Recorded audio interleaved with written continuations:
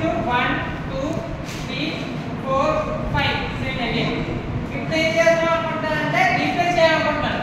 ఏదైతే ఇందాక ఏమైంది ఆ ఇండెక్స్ నెంబర్ ఇచ్చి అక్కడ వేరొక ఎలిమెంట్ ని యాడ్ చేసుకోవడానికి ఇన్సర్ట్ యూజ్ చేస్తాం.